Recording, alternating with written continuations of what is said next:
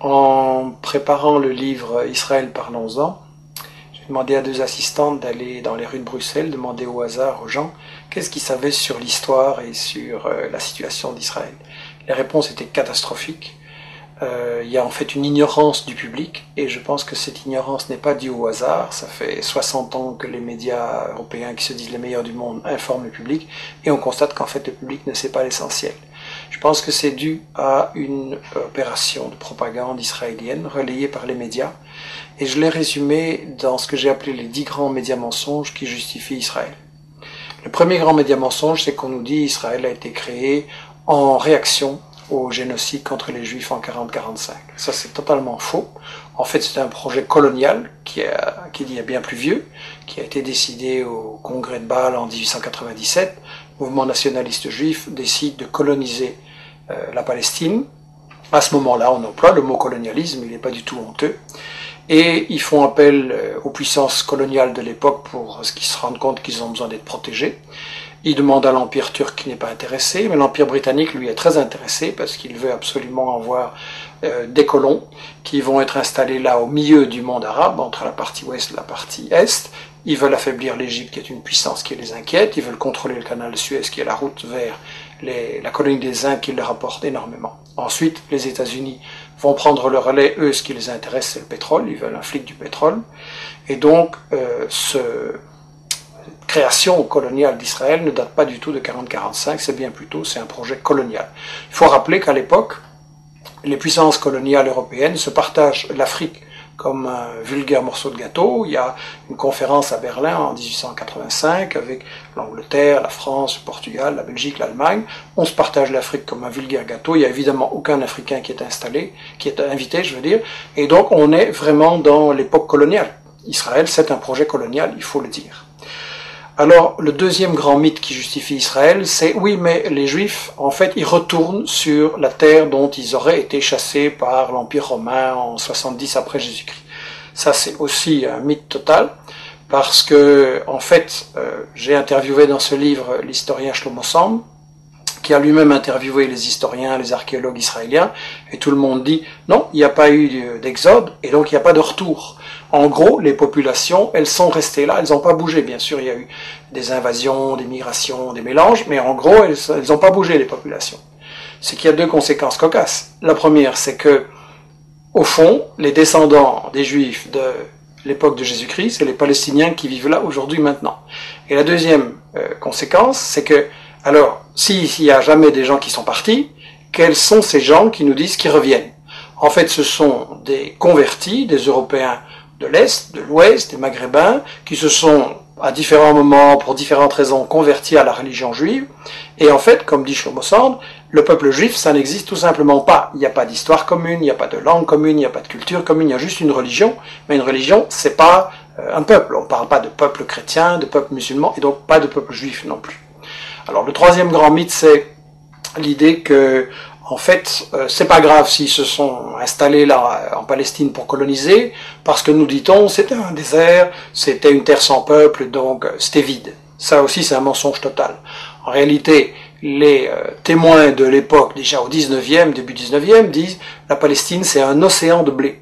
Il y a des cultures et des exportations, notamment vers la France, de l'huile, du savon, les fameuses oranges de Jaffa.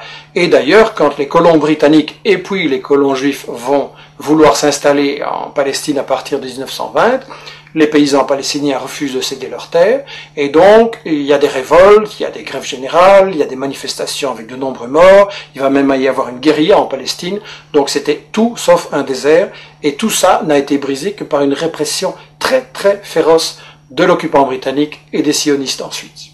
Alors on nous dit, oui c'est vrai, il y avait des Palestiniens, mais enfin ils sont partis d'eux-mêmes. Ça aussi c'est faux.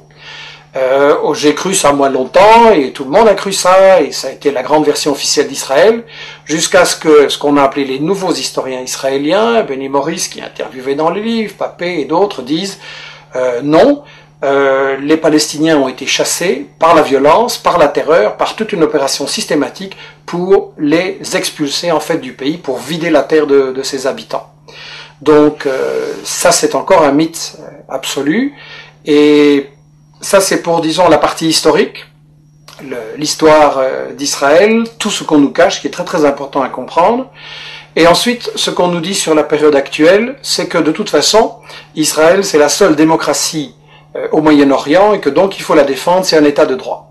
Premièrement, c'est pas un État de droit, c'est le seul État au monde où la Constitution ne fixe pas les limites du territoire. Dans tous les pays du monde, il y a une Constitution qui dit le territoire il commence là, il s'arrête là, et ça c'est notre pays. Israël non, parce qu'Israël c'est justement un projet d'expansion qui n'a pas de limite, et il y a donc une Constitution en plus totalement raciste qui dit que Israël c'est l'État des Juifs. Ce qui veut dire que les autres sont des sous-citoyens, des sous-hommes, et donc c'est la négation même de la démocratie, une constitution pareille.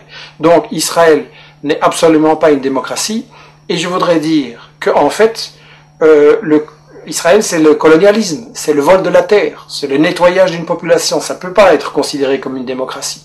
Alors bien sûr, on me dira, il y a un parlement, il y a des médias, il y a des profs d'UNIF qui critiquent, etc. C'est vrai, mais étant donné que c'est un État qui est basé sur le vol de la terre, ça veut dire qu'en fait c'est une démocratie entre les voleurs pour savoir comment ils vont continuer à voler. Et ça n'est pas une démocratie, c'est du colonialisme, c'est toujours de la dictature. Alors on nous dit que les États-Unis, eux, ceux qui cherchent à protéger, en protégeant Israël et en mettant plus de 3 milliards de dollars d'aide militaire en armement chaque année pour aider Israël à bombarder et attaquer ses voisins, on nous dit que les États-Unis, ce qu'ils veulent, c'est protéger la démocratie au Moyen-Orient. Bien. Si les États-Unis étaient pour la démocratie, ça se saurait parce que c'est eux qui ont mis en place et qui protègent les dictatures épouvantables de l'Arabie Saoudite, du Koweït, le tyran Moubarak avec du sang sur les mains. Donc en fait, ils ont installé tout ça. Et eux, ce qui intéresse les États-Unis dans Israël, c'est pas du tout la démocratie, c'est en fait le flic du pétrole. Et ça, dans le livre, Chomsky, Samir Amin l'explique très bien, et d'autres, les États-Unis veulent absolument contrôler le pétrole, donc le Moyen-Orient. Ils veulent briser tout État qui pourrait résister à ce projet et qui n'accepterait pas de donner son pétrole pour rien. On l'a vu avec les guerres d'Irak, on l'a vu avec d'autres agressions. Seulement, les États-Unis ne peuvent pas attaquer à tout bout de champ tous les pays du Moyen-Orient qui ne leur plaisent pas. Donc ils ont besoin de ce que Chomsky appelle dans son interview le flic de quartier. Israël, c'est ça, le flic de quartier.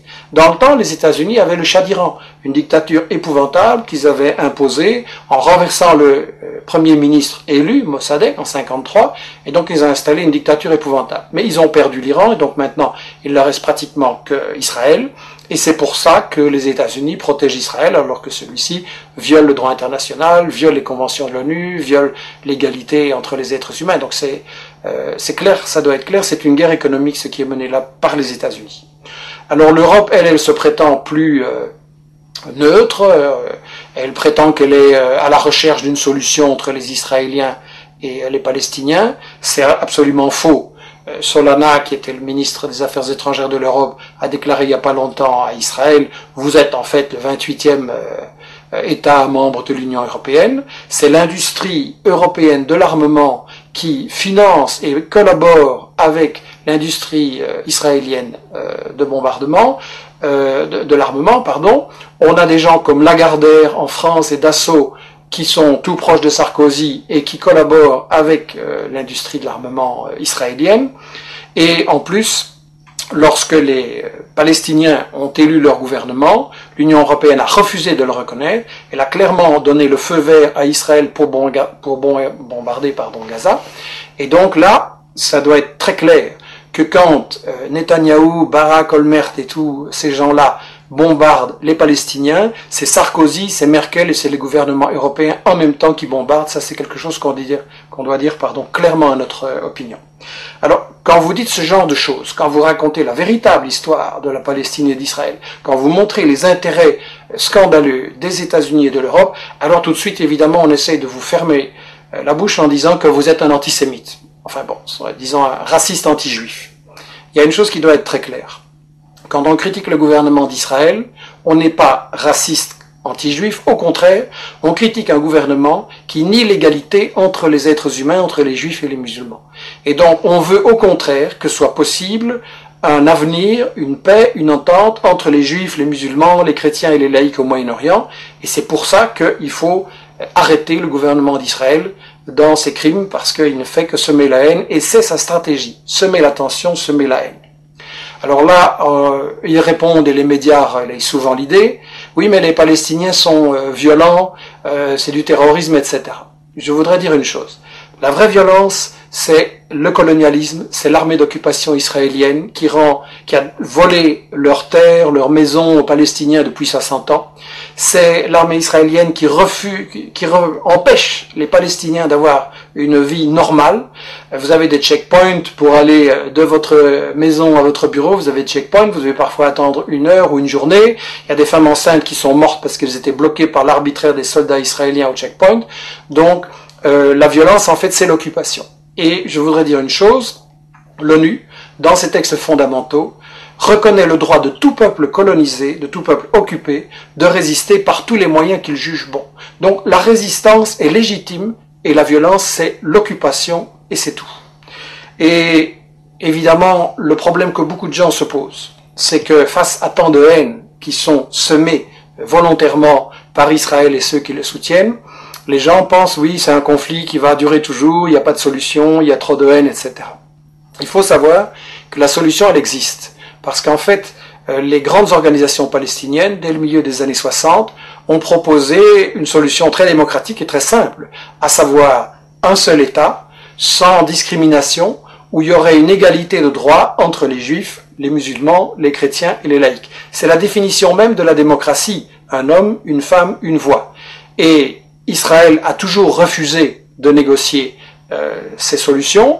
Qu'est-ce qu'il a fait? Il a emprisonné ou assassiné non seulement récemment les dirigeants du Hamas, mais aussi les dirigeants du Fatah ou du FPLP ou du FDPLP. Donc en fait, Israël refuse de négocier, Israël refuse une solution qui est évidente, et il faut donc se demander pourquoi. Et la seule raison, je l'ai dit, c'est que Israël sert aux États-Unis de flic du pétrole, et donc c'est une guerre économique, c'est une guerre pour le pétrole, c'est une guerre pour les multinationales, et la seule chose qui peut arrêter ça, c'est la pression de tout le monde, des citoyens en Europe, en Amérique latine, en Afrique et au Moyen-Orient et partout, la pression sur les dirigeants politiques qui sont complices d'Israël, la pression sur les médias qui, il faut le dire, ne disent pas la vérité, et ça veut dire, par Internet, avec des initiatives comme celle que nous lançons, la lettre d'information sur la Palestine, etc., que chacun fasse l'information, rétablisse la vérité, démasque les médias mensonges et les mythes justificateurs d'Israël, et en appliquant cette idée, nous sommes tous des journalistes, on arrivera véritablement, je pense, et assez rapidement, à une possibilité de négocier et de trouver une solution pour établir la paix au Moyen-Orient.